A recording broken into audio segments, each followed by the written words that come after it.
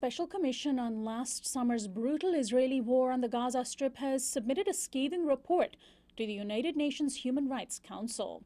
The report, released on Monday in Geneva, was authored by Mary McGowan Davis. McGowan Davis is a former New York Supreme Court judge. The report points out that Israel violated international law in its air and ground operations during the 51-day war, and that Palestinian armed groups flouted a law in relying on indiscriminate rockets launched at Israel. Of course, Israel, which refused to cooperate with investigators, carried out the overwhelming bulk of attacks on Gaza's civilian population, killing far greater numbers of people than groups like Hamas did. Israeli Prime Minister Benjamin Netanyahu immediately denounced the report, saying, quote, "It is biased. The commission that wrote it is under a committee that does everything but protect human rights."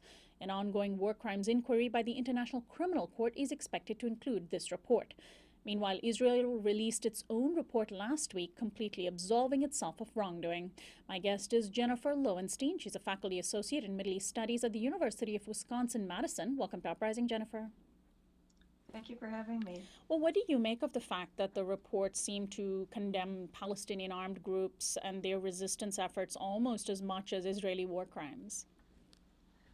I believe I know why they did that. I think it was an attempt by the people who were working on the commission to show even-handedness to the Israelis. They didn't want to be perceived as focusing only on Israel, but in my view, it was a mistake to do that because Israel and Hamas are not equal parties to the conflict.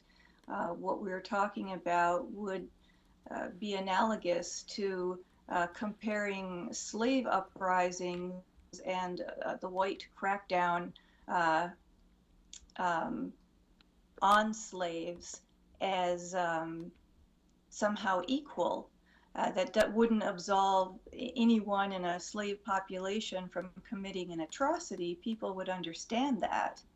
But at the same time, we're not talking about equal parties in a conflict. We're talking about one people that is under occupation, that is living under unbelievably terrible circumstances, and another population that has Palestinians captive, Right. that keeps them captive. And I think people have to remember that this is not a conflict between equals.